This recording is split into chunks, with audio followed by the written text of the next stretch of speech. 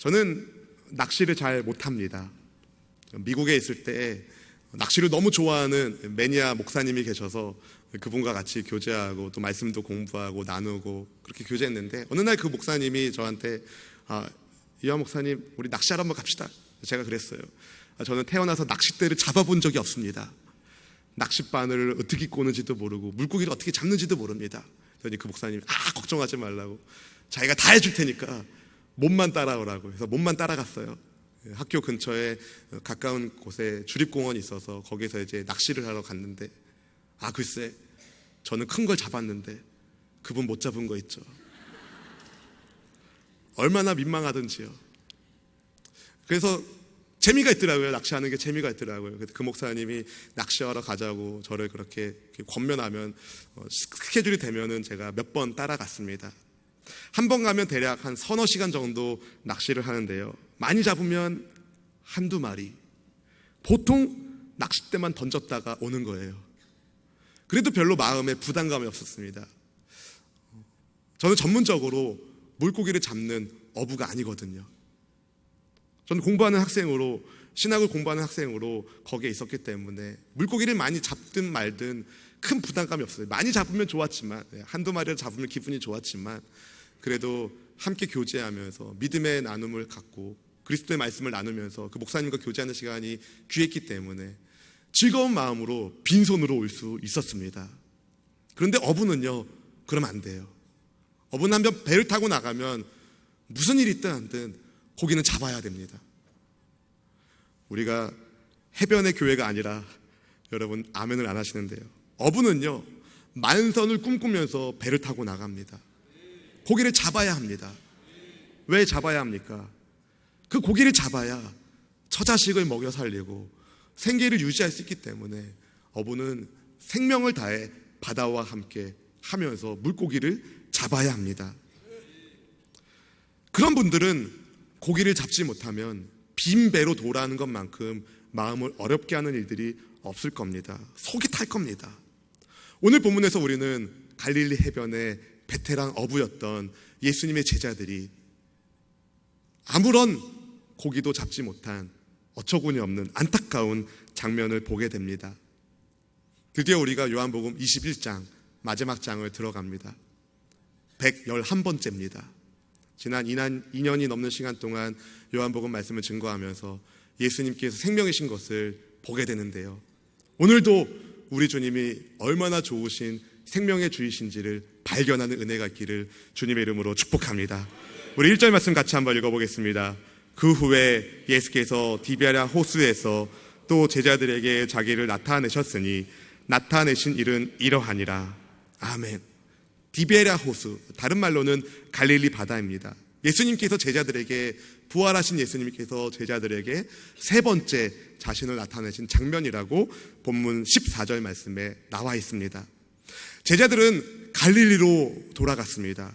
어떤 사람들은 제자들이 믿음이 없어가지고 사명을 버리고 도망간 거라고 말하지만 그렇지 않습니다. 예수님께서 갈릴리에서 제자들을 만나고자 하신 그 말씀이 있었기 때문에 제자들은 갈릴리에 갔어요. 주님께서 십자가를 지시기 전에 제자들에게 하신 말씀이 있습니다. 마태복음 26장 32절 말씀 같이 읽어보겠습니다. 그러나 내가 살아난 후에 너희보다 먼저 갈릴리로 가리라. 아멘.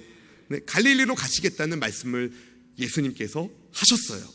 그리고 십자가 위에서 죽으시고 부활하신 예수님께서 이 예수님의 무덤을 찾아온 여인들을 향하여 이런 말씀을 주셨습니다. 마태복음 28장 10절 말씀 함께 읽어보겠습니다. 이에 예수께서 이르시되 무서워하지 말라. 가서 내 형제들에게 갈릴리로 가라 하라. 거기서 나를 보리라 하시니라. 아멘. 네, 갈릴리로 가라. 거기서 나를 보자. 예수님이 하신 말씀이 있어서 제자들은 갈릴리에 간 거예요. 근데 문제는 뭐냐면 갈릴리에 간 제자들이 딴 생각을 하게 됐다는 것이죠. 그들은 주님을 기다려야 하는데 주님을 기다리지 못하고 밤낚시, 전문적으로 물고기를 납는 어부의 자리로 되돌아갔습니다. 당시 제자들의 마음은 굉장히 복잡했습니다. 부활하신 예수님을 보았지만, 만났지만 아직 성령 받지 못했기 때문에 그들 안에 불안함이 있었습니다. 특히 베드로 같은 경우는 이런 생각을 했을 것 같습니다. 야, 내가 뭔데 예수님을 따라다니겠나? 내 입으로 주와 함께 죽을지언정 주님을 부인하지 않겠습니다라고 그렇게 큰 소리 쳤는데 난 도망가지 않았는가?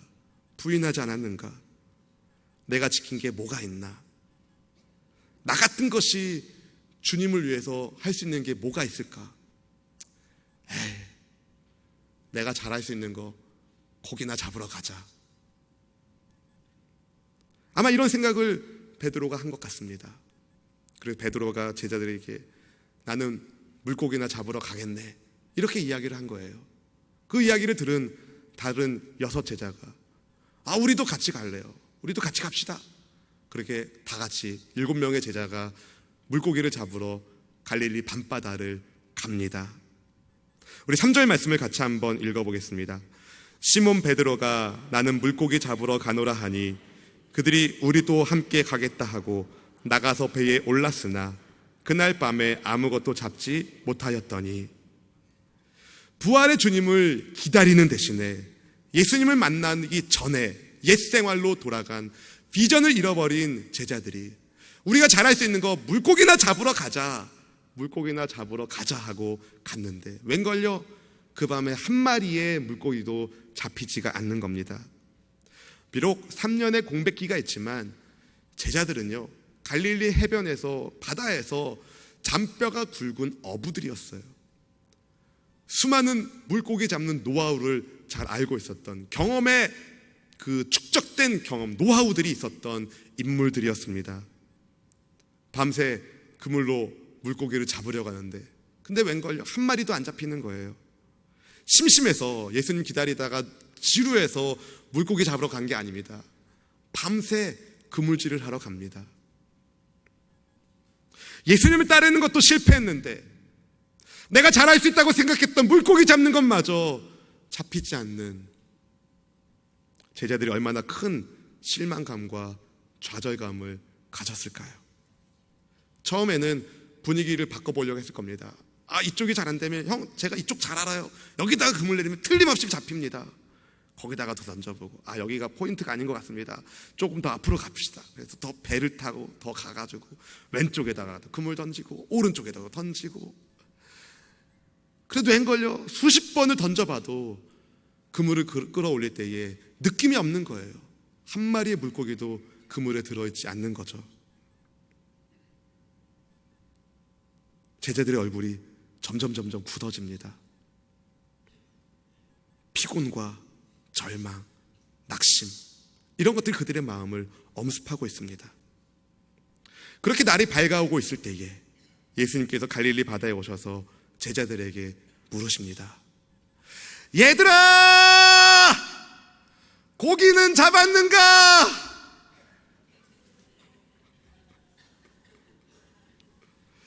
제자들과 거리가 한 100m쯤 떨어져 있으니까 그렇게 외치셨겠죠.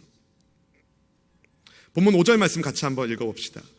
예수께서 이르시되 얘들아 너희에게 고기가 있느냐? 대답하되 없나이다. 주님의 질문에 제자들이 말합니다. 없어요! 다른 말을 할 이유가 없습니다. 아무것도 잡은 게 없었거든요. 제자들은 물고기를 잡을 줄 알았어요.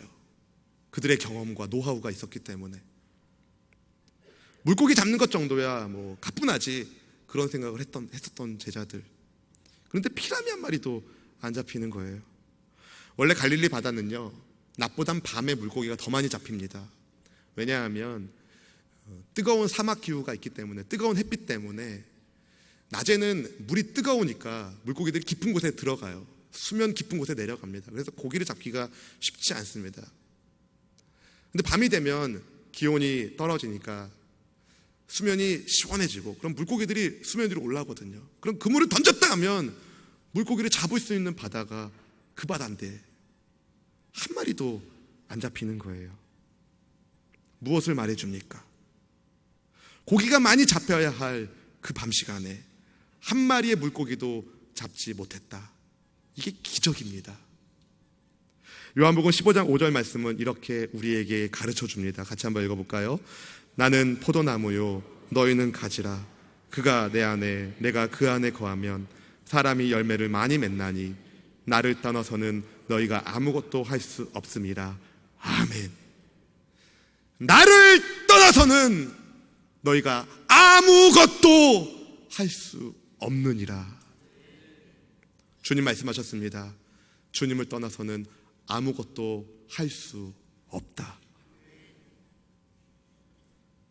밤새도록 익숙한 장소에서 익숙한 그물질을 하지만 아무런 것도 거두지지 못하는 그 현실 앞에서 그동안 자기들이 가지고 있었던 어부의 경력들이 무너지고 있었고 그들이 가지고 있었던 기술이 전혀 먹히지 않는다는 현실 앞에서 제자들이 얼마나 큰 충격을 받았을까요?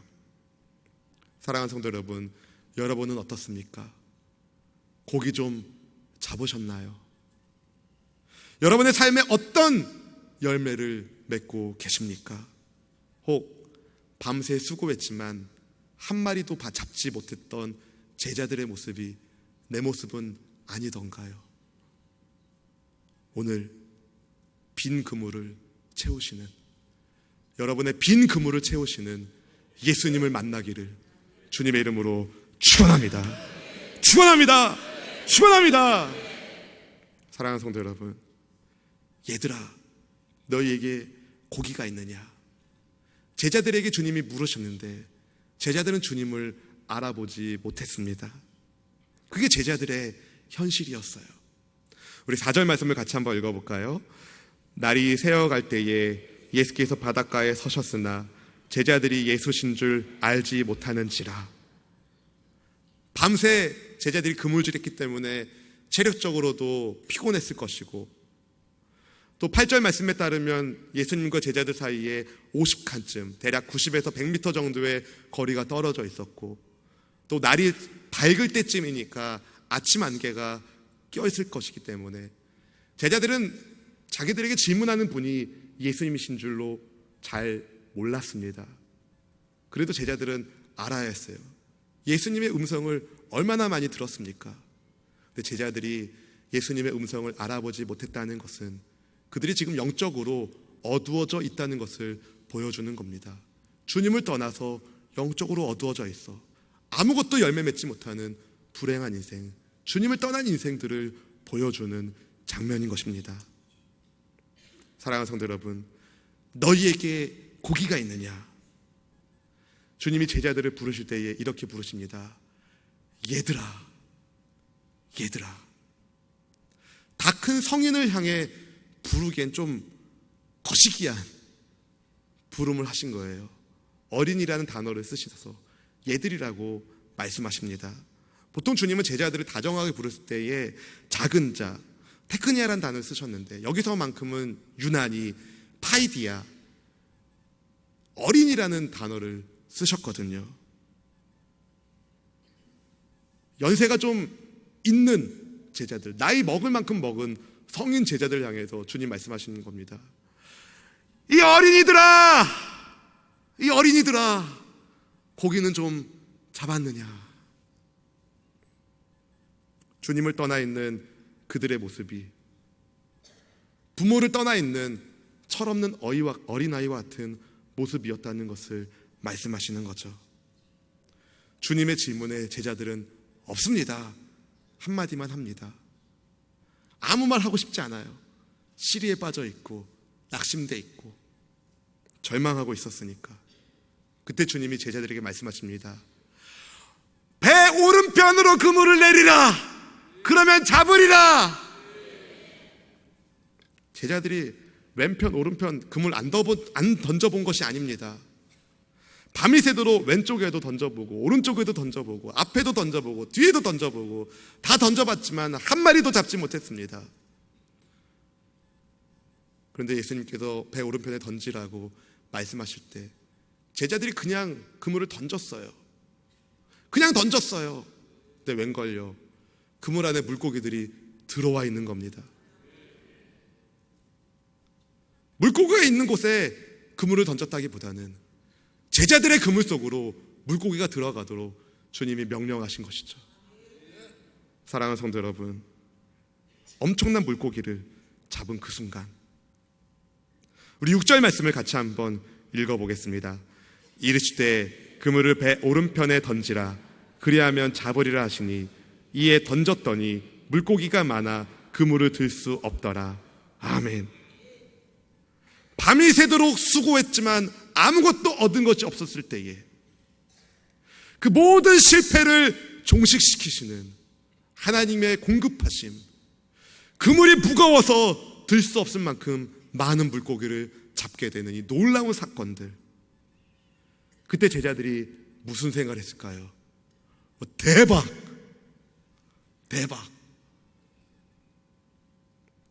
그런 마음보다는 그들의 머리를 스치는 옛 기억이 있었습니다.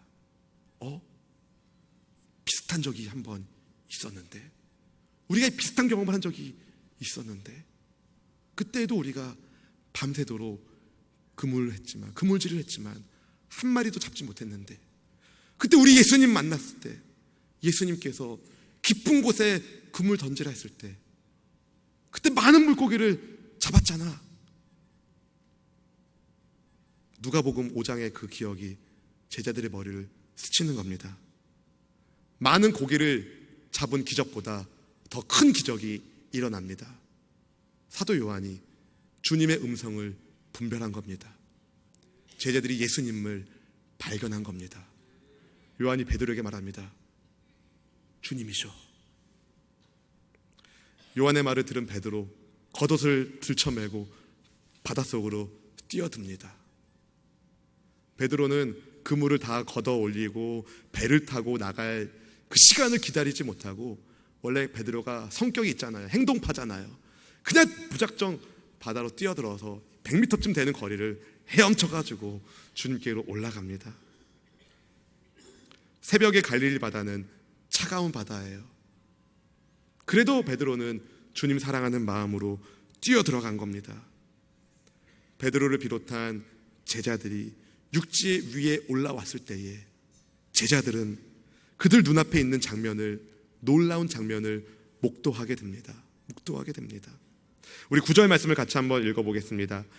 육지에 올라보니 숯불이 있는데 그 위에 생선이 놓였고 떡도 있더라. 아멘.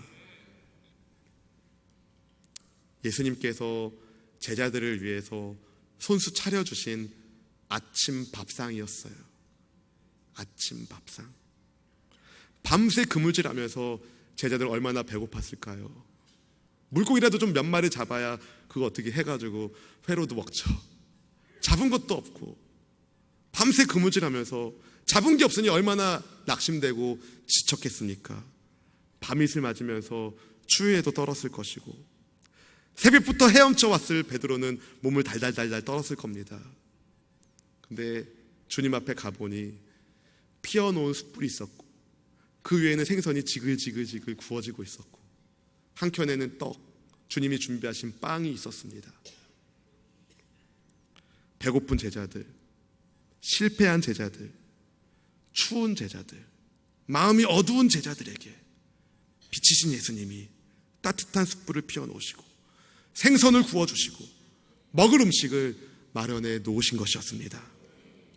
마치 집 나갔던 이놈의 자식이 집 나간 자식을 위하여 밥상을 차려놓은 엄마처럼 주님이 그렇게 밥상을 준비해 주시고, 그 밥상을 먹으면서, 그 음식을 먹으면서 제자들의 마음에 어떤 마음이 들었을까요? 사실 주님은요, 제자들에게 먹을 것 염려하지 말아라, 입을 것 염려하지 말아라, 마실 것 염려하지 말아라, 너희는 먼저 그의 나라와 그 일을 구하라, 그러면 모든 것을 너희에게 더하시리라. 공중에 나는 새도 먹이시는데 들에 푼 들풀도 입히시는데 하물며 너희일까 보냐. 걱정하지 말아라. 주님이 가르쳐 주신 적이 있으셨습니다. 근데 제자들은요, 그 모든 가르침을 잊고 있었어요. 주님만 따라다니면 먹을 것, 입을 것 걱정하지 않아도 됐는데, 그런데 예수님께서 십자가 죽음과 부활을 하신 이후에 이전과는 달리 제자들이 예수님을 기다리기도 해야 되는 시간을 보내니까 제자들이 불안해진 거예요. 게다가 예수님을 버리고 도망갔다는 죄책감, 수치심들이 아직 여전히 남아 있었거든요. 그래서 제자들은 옛생활로 돌아가자, 고기나 잡으러 가자, 이랬던 것입니다. 이렇게 믿음 없는 제자들을 눈앞에서 보시면서 예수님께서 말씀하십니다. 야, 베드로, 너 나 부인했지? 너 저기 가서 손 들고 10분 동안 서 있어라. 야, 야고보, 너 도망갔었지? 너 엎드려 뻗쳐해. 주님이 그러셨습니까? 안 그러셨어요. 주님이 그들을 따뜻한 눈빛으로 맞이해 주시면서 먹자 한마디 하시는 거예요. 여러분 생각해 보십시오. 상상해 보십시오. 집 나간 아들이 집에 들어왔는데 엄마가 말하는 거예요. 밥 먹자. 그 밥을 먹으면서 그 아들이 무슨 생각했습니까? 사랑하는 성도 여러분, 이렇게 좋으신 예수님 만나셔야 합니다. 이분이 나의 주, 나의 하나님 되셔야 합니다. 우리 주님은 여러분의 수치와 상처를 잘 아는 분이세요. 부끄러운 죄악을 아시는 분이세요. 그 죄를 씻어주기 위하여 주님은 십자가를 지셨고 죽으셨으며 부활하심으로 우리에게 생명의 주가 되심을 보여주셨습니다. 더 이상 어두운 과거에 묶이지 마십시오. 은혜의 주님을 바라보십시오. 그분을 만나셔야 합니다. 사랑하는 성도 여러분, 인터넷으로 방송으로 예배하는 성도 여러분, 때로는 주님이 나와 함께하지 않는 것 같은 생각이 들 때도 있습니다. 그래서 마음이 어려울 때도 있습니다. 그러나 그것은 사실이 아닙니다. 요한복음 14장 18절은 이렇게 우리에게 말합니다. 같이 읽어보겠습니다. 내가 너희를 고아와 같이 버려두지 아니하고 너희에게로 오리라. 아멘. 여러분은 혼자가 아닙니다. 주님이 함께하고 계십니다. 하나님께서 나의 아버지시며 예수님이 나의 구주시며 보혜사 성령님께서 내 안에 내주하시는 우리는 하나님과 함께하는 하나님의 자녀입니다. 여러분 가운데 쓸모없는 인생은 아무도 없습니다. 누가 여러분을 향하여 쓸모없다 말합니까? 누가 여러분을 향하여 빈 그물 인생이라고 말합니까? 우리의 그물을 채워주시는 예수님이 계십니다. 우리의 삶을 채워주시는 예수님이 계십니다. 그분을 만나십시오. 그분을 만나십시오. 주님 안에서의 비전을 다시 발견하십시오. 물고기나 잡으러 가자는 체념 섞인 말이 아니라 내 삶 구석구석에 역사하시는 주님의 은혜의 손길을 보면서 주님이시구나, 주님이시구나 감탄하는 인생을 살기를 주님의 이름으로 축원합니다. 사랑하는 성도 여러분, 우리는 주님을 떠나서는 아무것도 할 수 없습니다. 그러나 주님이 나와 함께 하신다면, 주님이 나와 함께 하신다면 어떤 염려도 걱정도 하지 않게 됩니다. 요한계시록 3장 20절에서 예수님께서 말씀하셨습니다. 같이 읽어보겠습니다. 볼지어다 내가 문 밖에 서서 두드려노니 누구든지 내 음성을 듣고 문을 열면 내가 그에게로 들어가 그와 더불어 먹고 그는 나와 더불어 먹으리라. 아멘. 사랑하는 성도 여러분, 이 시간 주께서 여러분에게 물으십니다. 얘들아, 너희에게 고기가 있느냐? 내 힘으로 사는 빈그물 인생이 아니라 주님의 말씀에 순종함으로 그물이 가득한 인생, 은혜의 밥상을 먹으며 주님과 함께하는 열매 맺는 성도가 되기를 축복합니다. 나는 할 수 없지만 주님 하실 수 있으니 예수님만 의지하고 예수님만 붙들고 걸어갑시다. 주님이 우리와 함께 하십니다.